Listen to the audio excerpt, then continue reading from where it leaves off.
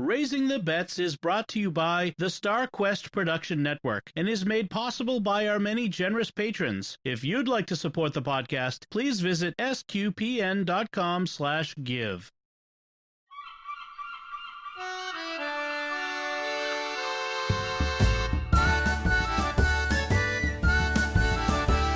You're listening to Raising the Bets, a family podcast of pirates and penguins.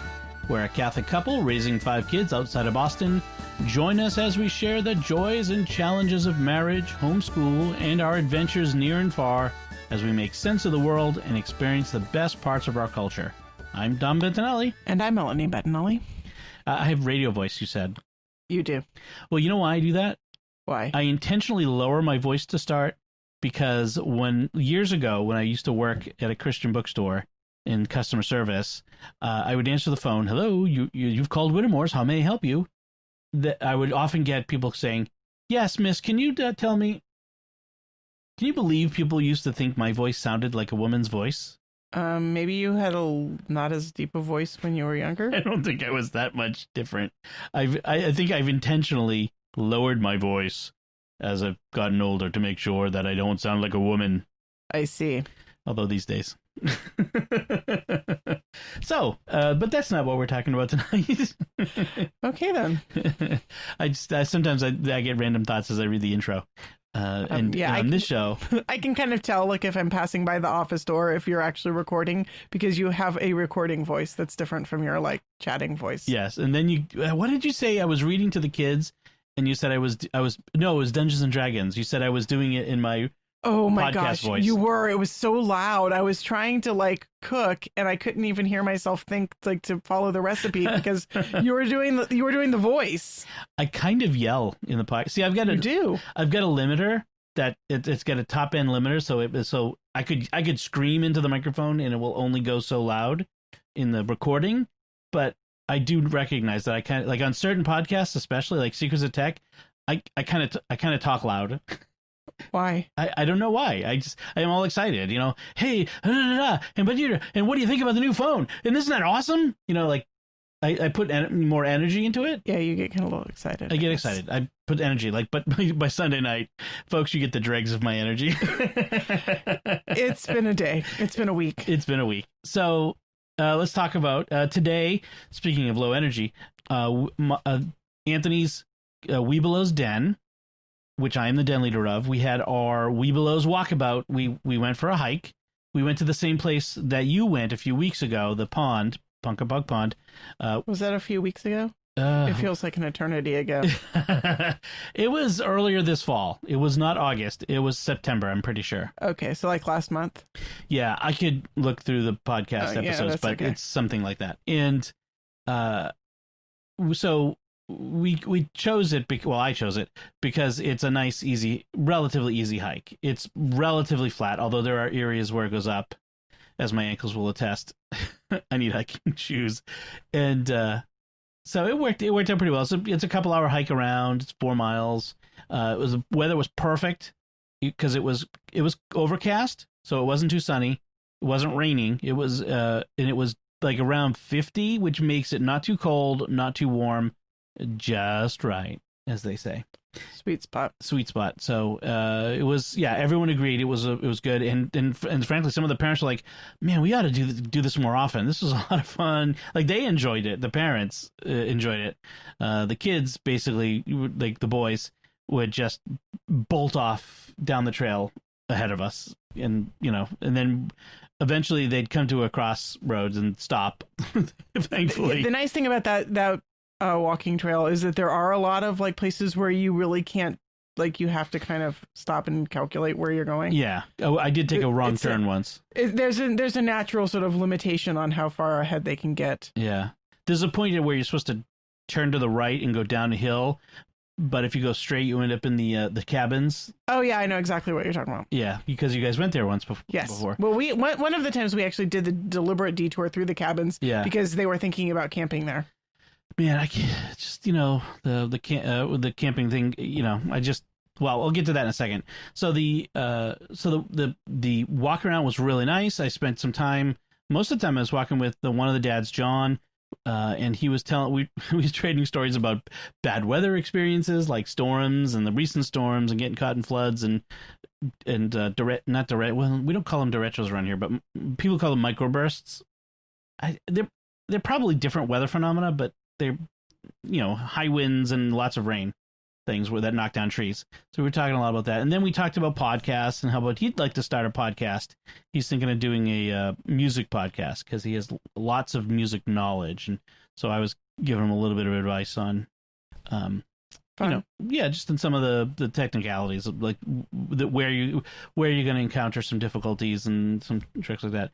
I mean, podcasting is not, it's not rocket science, but if you want to do it right, like everything, you want to do it right, there are certain things that it goes beyond having a microphone and knowing how to upload and that sort of stuff. There's a certain amount of having a voice and having something to say and saying it in such a way.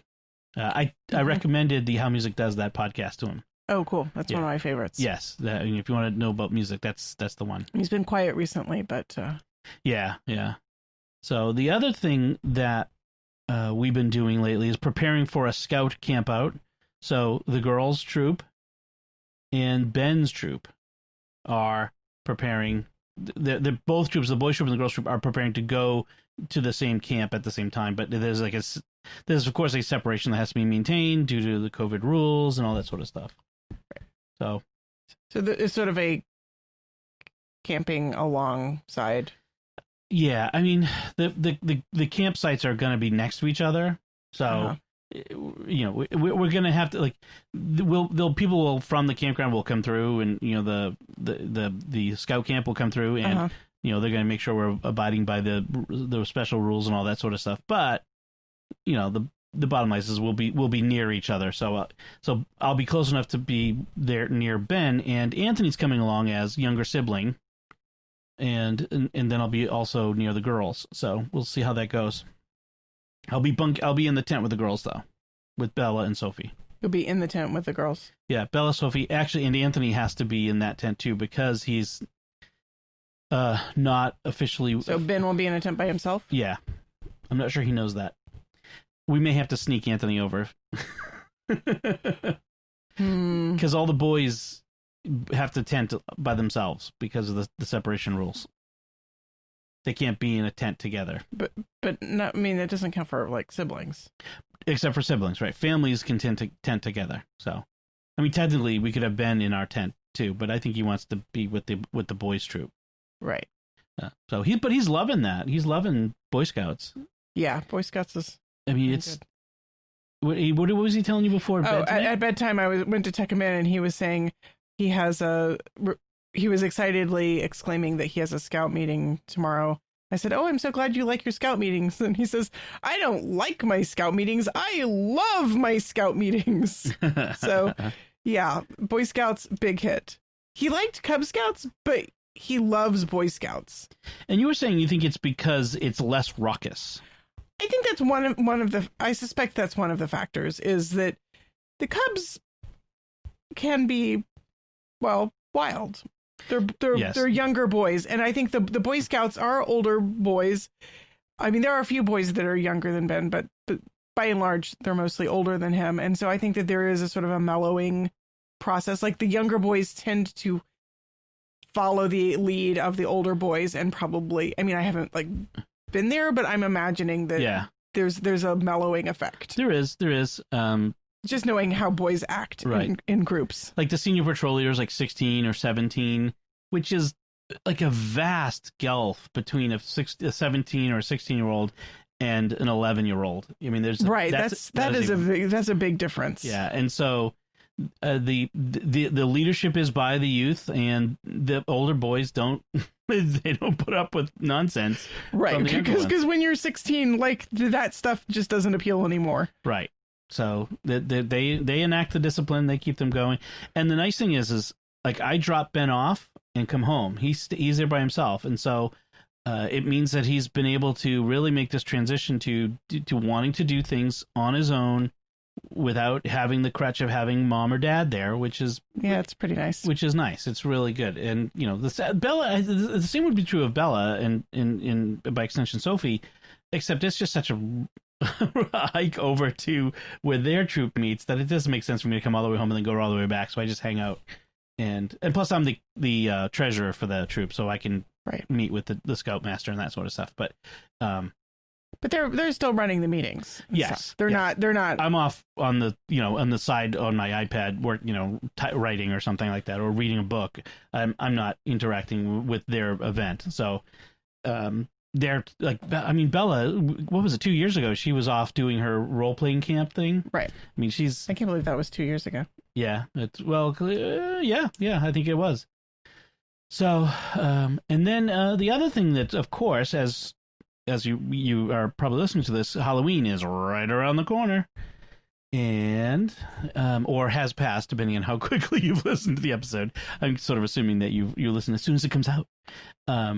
Yeah, but it's this year. Obviously, Halloween is vastly different, and everybody's situation in every different town is weird. So we've been trying to figure out what we're going to do here, because our town has recommended against trick-or-treating, but they haven't banned it, and they've said if you do go trick-or-treating, here's what you do, and here's what you should do, X, Y, and Z. And I know a lot of the parents around town have been saying, we're trick-or-treating, we got to give the kids this normalcy or whatever, and they'll be super disappointed.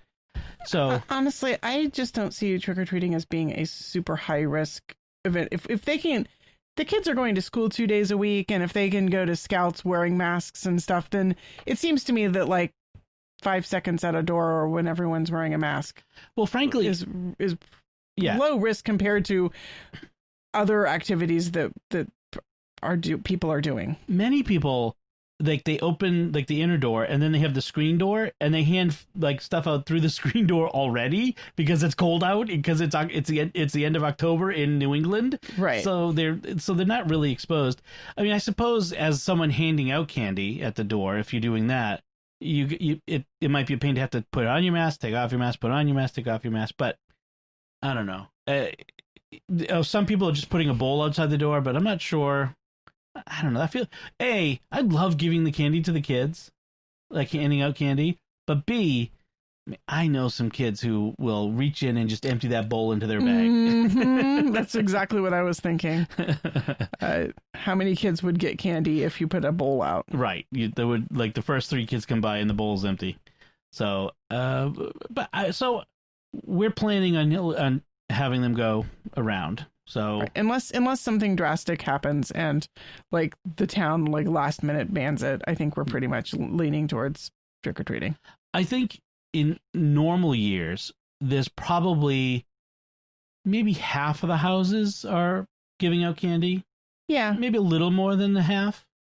This year, I expect it to be lower. Right. So, and we get maybe like 30 kids or 40 kids. Like, it's not huge numbers. We're not a neighborhood where you get hundreds of kids. Yeah, although the number of families with younger kids is growing in our neighborhood. I mean, that's something true. That's been growing. It's not like when we were in Salem where you'd get, dozens of kids coming through. But it's not bad. It's manageable. The question is how far do I take them around? Because I assume I'm the one taking them. They usually vote for you. Yes, I know. Because I take them further than you do. Yeah, I get tired easier or something.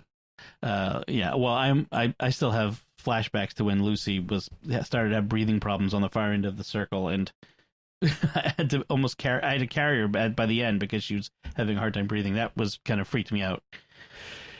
Yeah, that was not one of our better years. Yeah, but we'll see. Maybe we'll go the short circle, like up and then down one of the middle roads to the end of the street and be done with it. And then make sure that people take their inhalers before they go. Yes, and if they don't get enough candy, there'll be candy on sale or something. Not that we need it, but I am sure. Isabella has already insisted that when I buy candy to give out, I get some that they like, just in case nobody comes. Then they can just pillage the candy that Hope I usually springs eternal among the children. I usually try to get some that we like, but I also tend to get some that we aren't our favorites, so that I'm more generous that way. Yeah. Yeah. Yeah. So it's easy to be generous with something you don't actually want yourself. So next time you listen to this, you'll have heard how it all went. And I do plan. I think that this year I still want to do Chinese food for my birthday. You always do Chinese food. I always do Chinese food. I know, but like there are options this year. We could get Indian. There's that new Cajun seafood place over in Brockton. But I'll get Indian, Chinese, because that's just tradition. Yeah. Yes. So yeah. While you guys have all been doing your scouting things, I'm staying at home and being quiet. Well, the camping trip will be interesting because it'll be just you and Lucy here. Yes. Poor Lucy. She was a little bit sad, and then I reminded her that last fall when the big kids all went camping and she and Anthony were here, that we watched some movies and had some like special fun times. And I said, she said, oh, we could watch a movie. And I said, yeah, maybe we could have some special food and treats and stuff. And automatically immediately she was just like, I could see the little wheels turning, and she's like, oh, this could be fun. And I said, and you can, sleep in my bed with me because your sisters won't be there to share their room with you. And last fall, she slept in the boys' room on the floor with Anthony. And so I think that her worries were sleeping by herself. She does not like the idea of being all alone in her room. So right. Once she realized that it would be bunking down with me and watching fun movies. Yeah. Yeah. So, yeah, you guys are going to have a blast. I think that'll be fun. And she'll be able to, like, tell them when they come back, oh, well, we did this and that and the other thing. Right. Yeah. So let's move on to talk about food. Speaking of food, there's almost a theme from this week, which is making something from the unexpected things, maybe, or... I thought it was making for leftovers. But... Making from leftovers. Well, mine is not leftovers. Oh, but okay. So I'll start with what I made this week. I dislike the term, the practice of calling, like, putting a unique dish together a food hack. It's like hack is overused. It's a cliche now. But I came up with an idea, which I have ramen a lot, but I don't use the cheap like 50-cent ramen. I like the better quality instant ramen. Fancy ramen. Fancier. What's the brand? Nongshim Shin Ramyun Spicy Noodle Soup. I'll put a link in the show notes, so don't worry about it. But yeah, do you spell that with a Q? Try with a D. One of my favorite John Candy moments. I don't know. Try with a D. Let's see. Oh yeah. Well, like all ramen right now, for some reason there's a great ramen shortage of 2020.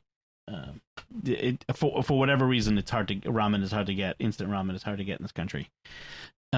Slowing down on imports. It has to be something to do with that. Like all the other shortages, it's got to be connected somehow. Anyway, I often make it just as a soup, and you put the noodles and the packets, the spice packet, the dehydrated veggies, and a whole bunch of water. I don't measure the water. I just pour as much as I want to have for soup. Fill the bowl, put it in the microwave, 7 minutes, boom. It comes out like wicked hot. Like it's you can't touch the bowl. But 7 minutes is a long time in a microwave.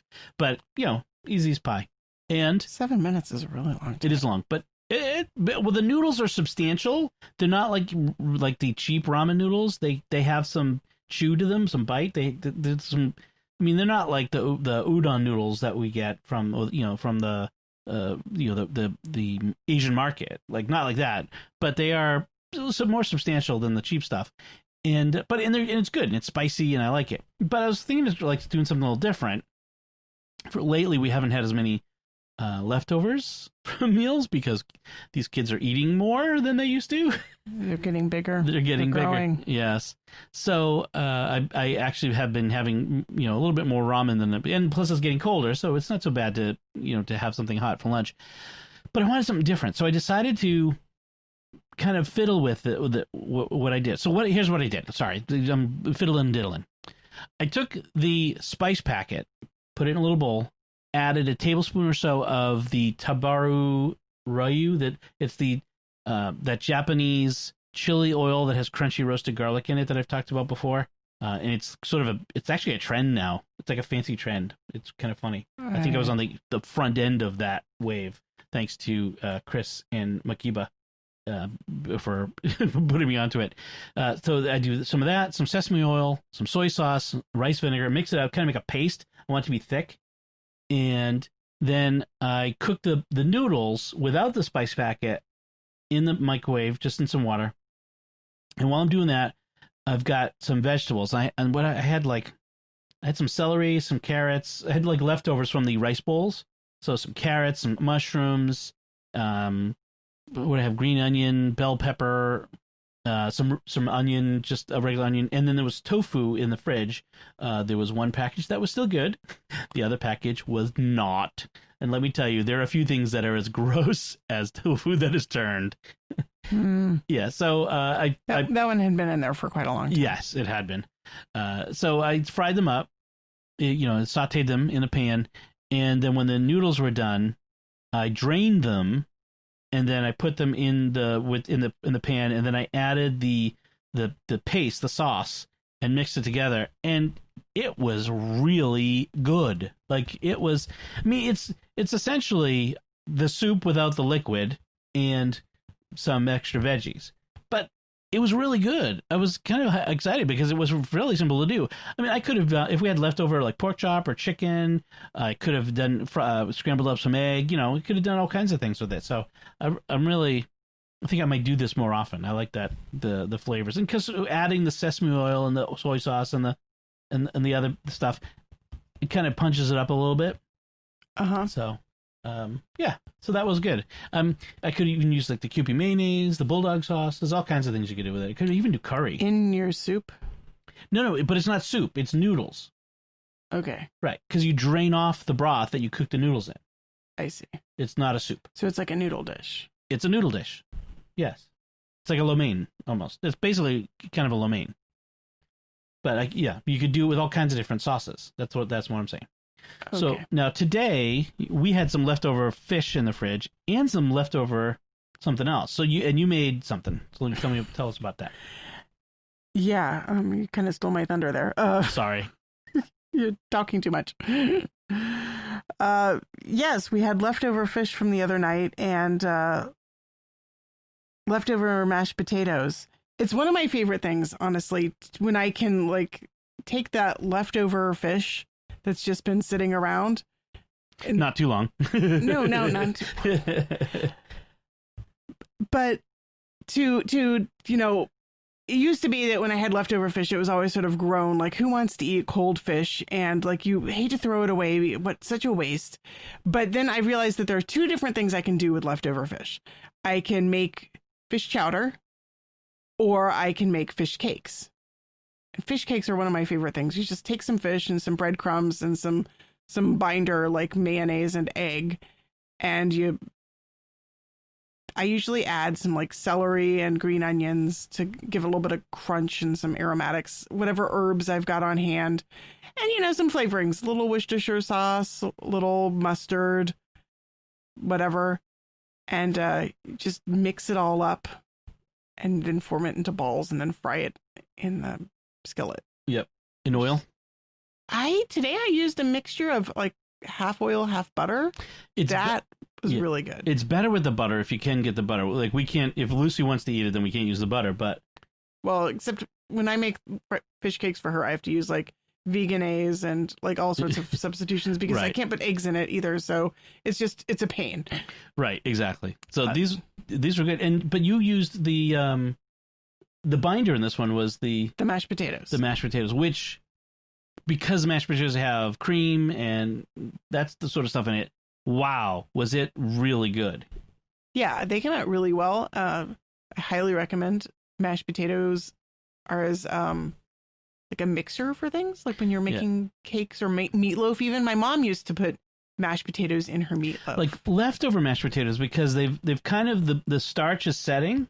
Yeah. And it dries out a bit. Right. The mashed potatoes were really dry when you're mixing them in. Like they really definitely need the egg and the mayonnaise in order to like soften them up and rehydrate them.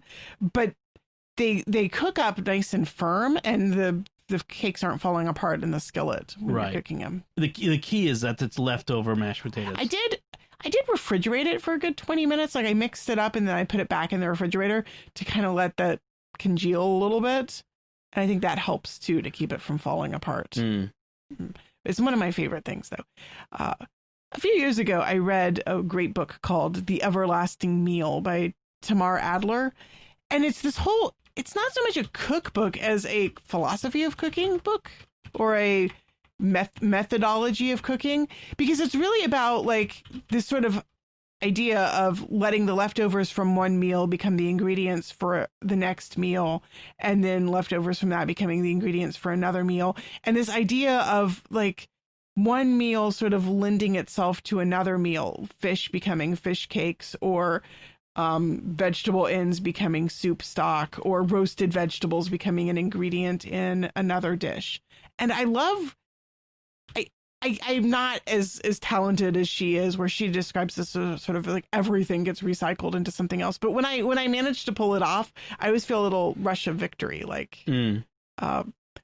I managed to do it. I recycled food. Well, yeah. I mean, when you've got a big family and you've got a limited budget and a lot of differing tastes, making the food stretch, and especially when like I think every parent has had the thing where like, you liked this a week ago, and now you turn up your nose at it, and now I've got this whole thing that you don't want to eat. And so being able to repurpose things is key, you know? It's like leftover bread pudding, croutons,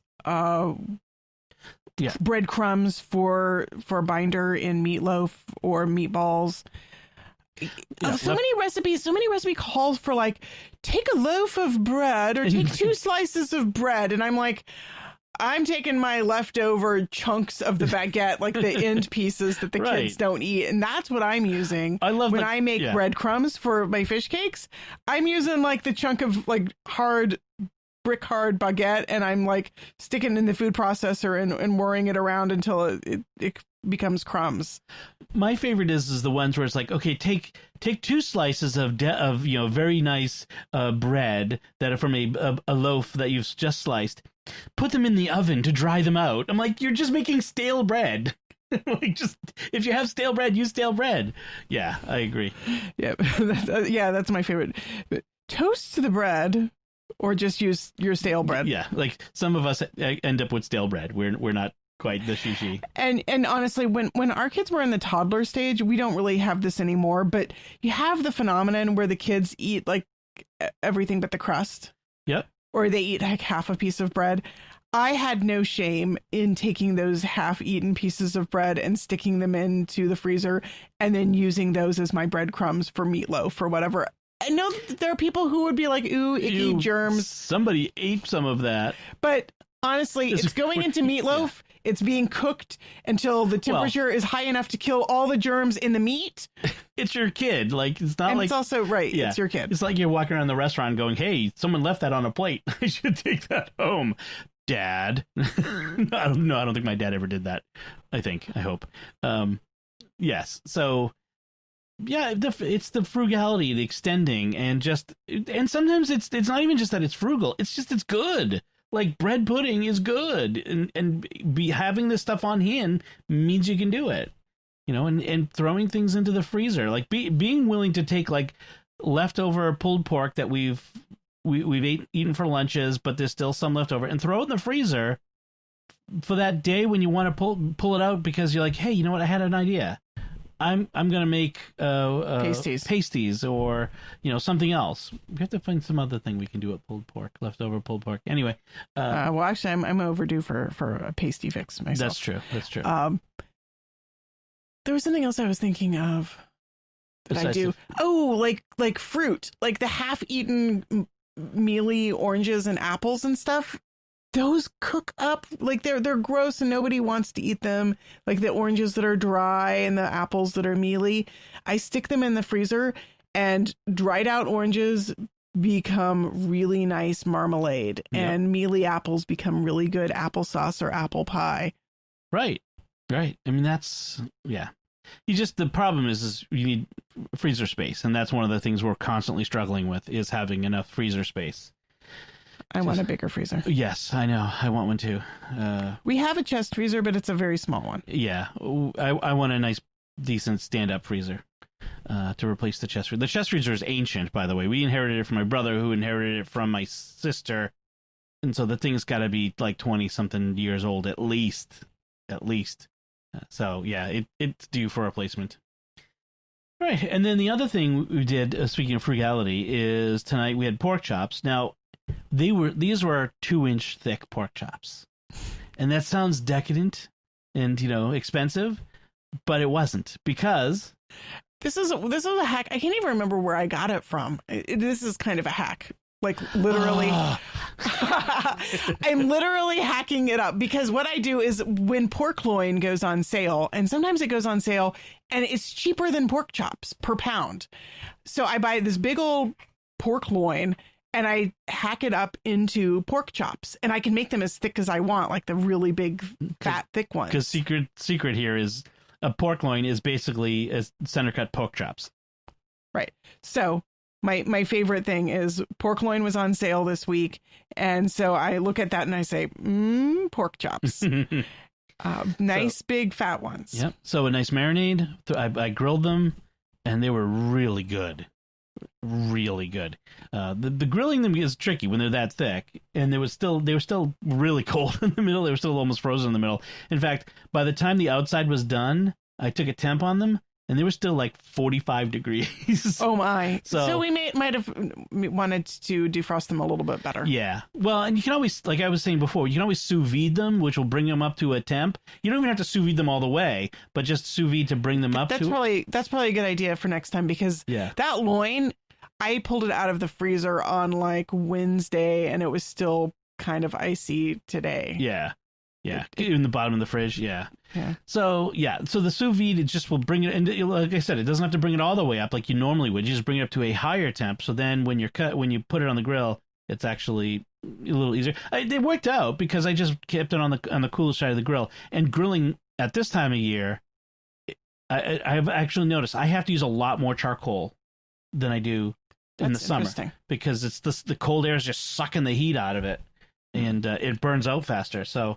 And speaking of frugality, yes, these pork chop leftovers will become rice bowls later this week for a really quick, easy meal. Rice bowl. I'll put it in my ramen for lunch if I want to make ramen soup.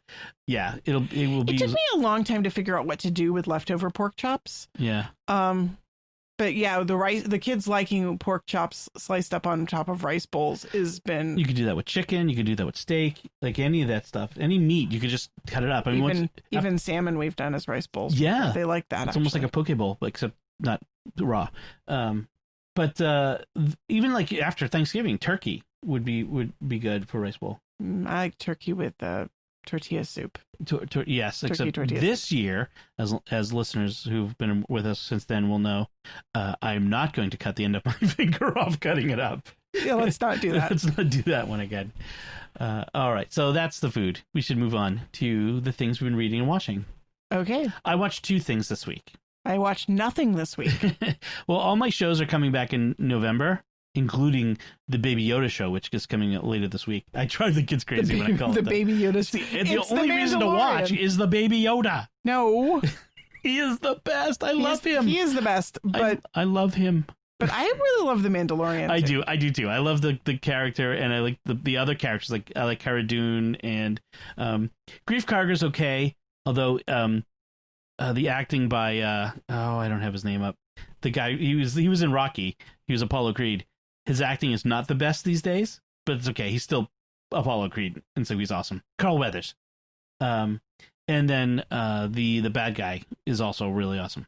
But yeah, I am looking forward to that. We're all on tenterhooks in this house waiting for the Mandalorian to come back. But that's not what I was going to talk about. We'll talk about that next week. This week, I want to talk about Enola Holmes and the Outpost. Enola Holmes. I've seen somebody talking about that recently. So it's a Netflix original. It's based on a book called The Case of the Missing Marquess, an Enola Holmes mystery. Enola Holmes is Sherlock and Mycroft's younger sister. And in this, she's just turned 16. Played by Millie Bobby Brown from Stranger Things 11. I never watched Stranger Things. You didn't watch Stranger Things? No. Oh, you have to watch Stranger Things. I watched like half an episode a couple times, and it didn't grab me. Okay. I know. I'm a heretic. Weirdo. So Sherlock is played by Henry Cavill. Superman. Man of Steel. Henry Cavill? Yeah. Which Superman was that? The most recent one. The one I didn't see? Probably. Okay. But he looks like Superman all the time. Like, you just can't help it. Even as Sherlock Holmes, he looks like he's got this cut to him, like broad shoulders, thin waist. You know, it's not what I imagine as Sherlock. Young Sherlock. This is Sherlock at the beginning of his career. Even young Sherlock, I just don't. I know. See him as being. He's okay as Sherlock. So the idea is Enola is much younger than her brothers, and her mother, their mother is kind of an oddball and raises her in this unconventional way for the late 1800s, and very, she doesn't know any of the niceties of polite society. I mean, it's okay. There's there are a couple of, fun elements. Sherlock doesn't totally get overshadowed. That's the word I'm trying to think of. Overshadowed by his younger sister's detecting that there's sometimes that trope where the one we think is the great and famous one really isn't as great and famous as it's Sherlock Holmes. It's not Sherlock Holmes' slightly smarter sister. Right. Like, she's younger and she's smart. Like, they both have inherited the detecting gene, that whole thing. Right. So there's that. But there's this whole, I don't want to get too much into it because I don't want to spoil it. I mean, it's okay. It's not a bad movie, but was it a movie or a TV show? It's a movie. Oh, okay. But there's this whole subtext of women's suffrage and the oppression of women by men, and there's this sort of this modern feminist subtext that's just kind of like, but that's modern. That's not that like. Well, women's suffrage was actually a really big theme at that point in history. No. The women's suffrage thing works. That's fine. But there's a modern feminism tone to the way they do it. I felt like it was. I mean, maybe I'm wrong, and maybe this was how it was. There was actually women who were forming terrorist groups. Sorry, but like basically feminist terrorist groups trying to foment revolution in England. I won't say any more because anymore would be a spoiler. But it's just kind of like eye roll. There was a little of that, but the cast was great. Helena Bonham Carter played Eudora Holmes, the mother. Well, she's a great at eccentric weirdos. Oh yes, she's made a career of playing eccentric weirdos. The one of the villains, the one chasing them, is Burn Gorman, which you probably don't recognize the name, but when you see him, he always plays like an English bad guy. He's like a classic English bad guy. And in fact, look at, if you see his picture, Melanie, like Burn Gorman. You've seen him. He was in Turn, the Revolutionary War. I'm actually really bad at face recognition out of context, so okay. I have no idea. Anyway, he's been in a bunch of movies. You'd recognize him when you see him in this. But so it was okay. It wasn't bad. It was the twist was like the whodunit. I didn't figure it out till the very end. That's surprising. That's pretty good for a movie for me, because I mean, in all humility, I usually figure it out fairly early, because a lot of writers are kind of lazy about the tropes that they throw in, and I've come to recognize how they show you who done it. This one they didn't do that, so that was pretty good. So that's the first one. The other one I watched was vastly different. It was called The Outpost. This was another victim of 2020 on the film season. It was supposed to be a theater release, but it ended up being released on streaming. And I watched it on Netflix. And it's based on the true story of U.S. Army unit in Afghanistan in 2009 who were they were in this outpost, they were in this valley surrounded by the Hindu Kush, like there's hundreds of feet of cliffs around them. Like the first rule of the military, going back to Sun Tzu, seize the high ground. They instead seized the low ground, the U.S. military did, and set this outpost up so that the Taliban could be in the hills around them and shoot down on top of them.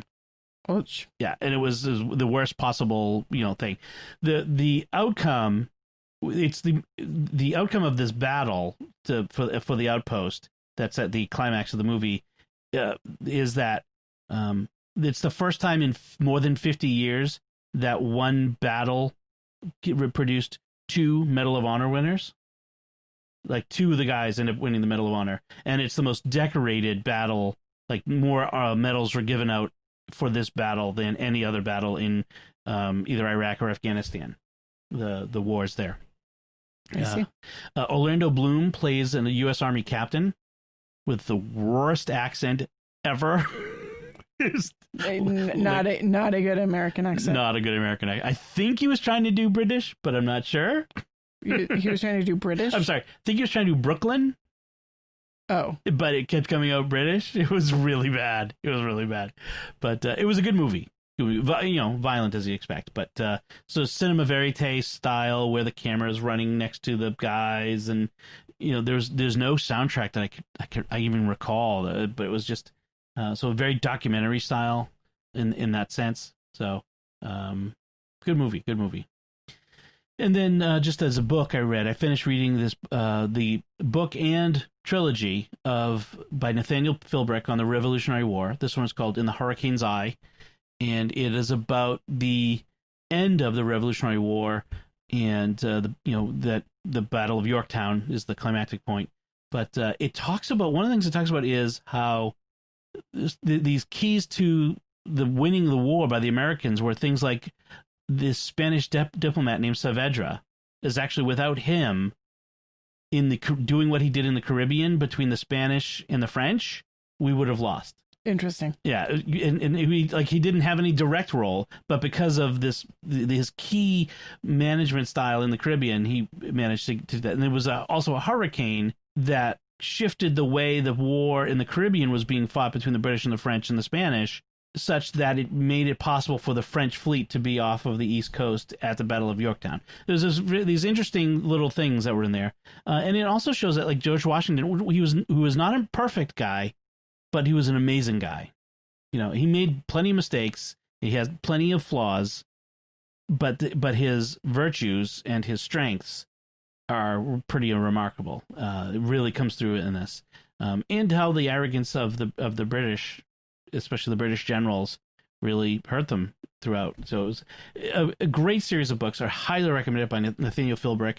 Between this and the books by Rick Atkinson, and then the books by Jeff Scarra, in the last 2 years I've read a lot of Revolutionary War books. I'm going to finish out what I think Atkinson has 1 more or 2 more books coming in his series. But once those are done, I think I might move on to a different period. Yeah, I don't find I can read that many books in one period. I get bored.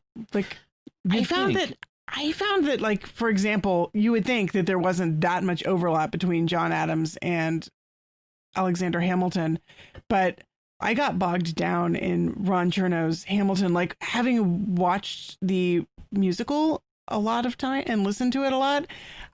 I thought that I'd be excited about the book, but I found that a lot of it felt kind of like a repeat of stuff. Like, there was new information throughout, but it just kind of felt like, okay, yeah, I've been here, done that. Yeah. I don't have as much tolerance for, like, it's a slightly different point of view. There's a little bit new information here, but a lot of it's retread of something that I've just, like, it's a retread. Well, the thing is that these books were not retreads. I mean, that's the fascinating thing, is what I'm really enjoying is learning so much new that I never knew before. Like, you think the Revolutionary War based on what you've learned in school, but you really don't. Like, there's so much more to it than you ever get in school. I mean, maybe your schooling is, other people's schooling is better than mine was, but there's so much more than what we get in school. And so that's what, but I am getting to the point of saturation. So I agree with you there that I might move on to maybe reading about the Civil War next. I think I might be interested in doing that. I don't know. I kind of this fascination with early to middle American history. That right. I might work my way up through World War I into World War II, because there's some things I want to read about about World War II as well. So I'm curious.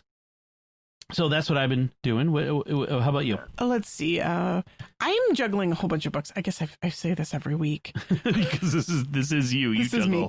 I do, and I'm in a sort of. Sometimes I binge on a particular series or a particular author, but then like in between, I sort of drift around reading a whole bunch of different things.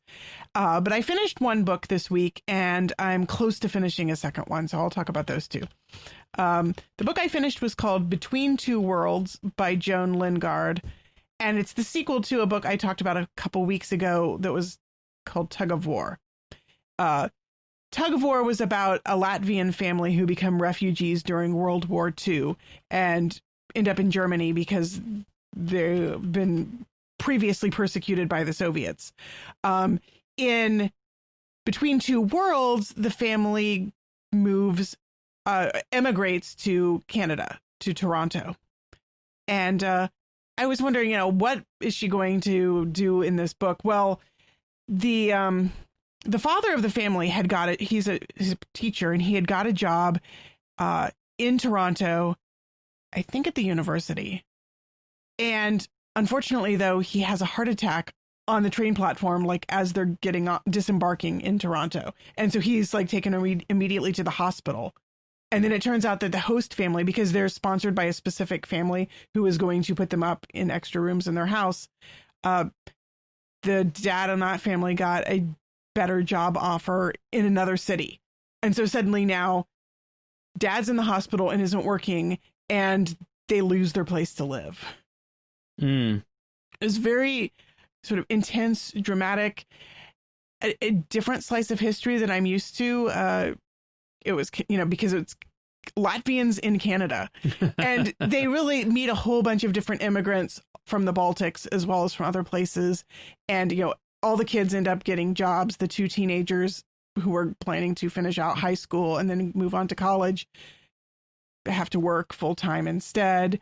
And the younger boy gets a job delivering groceries by lying about his age. He's 12, but he says he's 14 so that he can get a job. And eventually mom gets a job, and then dad starts to get better and is able to do some translating work. And the book ended kind of in a weird place. Like, it sort of came to a conclusion. They bought some land and they're going to build a house on it, along with a friend who's, I think he's Latvian too. He might be from a different Baltic state. Maybe he's Ukrainian. I forget. Anyway, he had bought some land and was building a house, and seeing him do that, they thought, we could do that too. So they save up $1,000 and buy a plot of land. But it ends like right there. Like, you don't know what's going to happen. Like, presumably they're going to build the house. I'm not sure if she wrote a third book in the series, but I kind of wish that she did.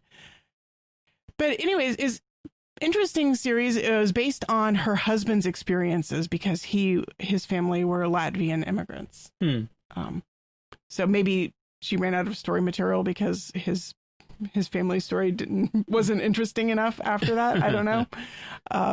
Then the other book I have been reading is called The Summer Book by, I'm probably mispronouncing this, but Tove Jansson, who is Swedish.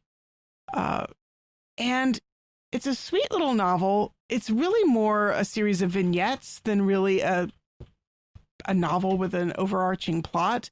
But it's about a grandmother and a 6-year-old girl on an island. Like, they're on summer. They have their family has a summer house on an island off the coast of Finland. Maybe they're Finnish. I don't remember. In the Gulf of Finland. Gulf of Finland. Yeah. Yes. Anyway, so each chapter is just sort of a little vignette, and the unnamed grandmother and her granddaughter Sophia, who's 6. And Sophia is like this kind of firecracker of a little girl, and she and the grandmother have a lot of spats and arguments. The grandmother is kind of old and crusty but wise, and it's just delightful little stories about their adventures in the islands over the summer. People come and people go. They have visitors. They explore the island. They explore nearby islands. It's just really nice, slow paced. Like I just read like a chapter every couple of days. And it's not like high adventure, but I really like the atmospherics, and there's a lot about like the nature of the island. They plant things and they explore so sort of a little nature study along with it. If you have your heart set on a hardcover, Amazon has it for $1,000. So what that is that's usually resellers. They don't want to take the listing down, but they would want to discourage people from buying it. So until they get another they don't actually have a copy. They don't have a copy, but they don't want to take the listing down because it creates whatever problems. Right. And so they just jack up the price. So if you ever see like ridiculous prices on things, that's usually what it is. Right. It's not that they have a copy that they're trying to get thinking people will buy it for $1,000. It's just like, I don't actually have a copy, but I don't want to take the listing down. Because the paperback is available for $12.99. So who's going to buy $1,000 hardcover? Which is kind of funny. I actually have a library copy of it. There you go. And I don't remember who recommended it, but somebody did. So yeah. She apparently has another one called The Winter Book. Oh, that might be fun too. Yeah. Yeah, it's nice sometimes to have kind of a slow paced book, but I think after this I need something a little bit more more action. I've got some Star Wars books that you might be. Maybe not that. I mean, I'm also reading a zombie novel set in Ireland and a Lord Peter Wimsey novel in which he's fighting a drug ring. So I guess there's a little bit more action there. Actually, I can't read very much of the zombie novel at a time. It's really bleak, post-apocalyptic. Yeah. But I'll talk more about that next week. Think of The Walking Dead in Ireland. Except I get the feeling that Walking Dead has a lot more people in it. Yeah, I've never seen it, so I haven't either. Yeah, I'm not big on like watching zombie movies or shows. It's gross. Ugh. Anyway, let's talk about something not gross. Yes, let's. I do have a YouTube comment that we got Woohoo! On an older episode. So Christy is on YouTube and she's listening to our episodes from the beginning. So she's way behind. She's on episode 24 and she's got a lot of catching up to do. So by the time you get to this, Christy, you'll know we read your comment and replied to it. But it's episode 24 and it was titled Infinophobia. And this was the one where I was talking about my own phobia or my own uneasiness at the concept of eternity and infinity. Just the idea, when I think about it too much, it makes me, it's almost like claustrophobia. It makes me uncomfortable to the extreme. I find this very fascinating. I know a lot. Yeah. It does not make sense to me at all. Well, I am not alone. So, because Christy says, such a great episode as always. I'm an infinophobe too. I actually felt very alone about that until this episode, but Dom described my feelings perfectly. Glad to see that even though we greatly desire heaven, it's normal to have the jittery precipice feeling. Thank you so much for the show. It's been so great to listen to, especially with how negative the world around us is these days. Yes, we try to hold the negativity of the world at bay in this episode. You'll notice the things we don't talk about in our show. We know they're there. We talk about them with each other, but we don't talk about them on the show. So Thank you for listening, Christy. But yeah, so I'd love to hear from other people who have this same sort of standing on the edge of a precipice, uncomfortable feeling about infinity and eternity. It's so weird because mostly I feel sort of excitement. You're not thinking about it enough. No. It's just I don't want to talk. I guess I don't even like talking about it too much because it makes me feel like jittery.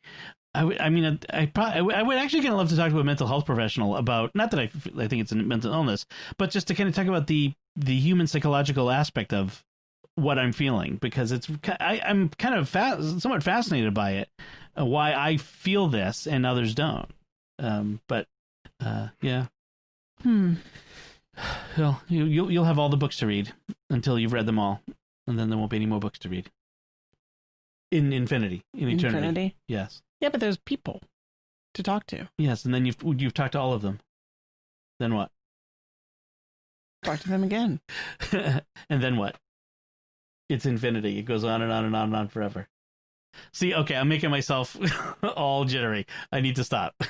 I think it's a limited imagination, the inability, the idea that like good conversation can come to an end. Because it's a relationship. It's about people. People are endlessly fascinating. And like all the people who've ever existed. Yes, but that's still limited. Never mind. Let's end the show before I get any more jittery.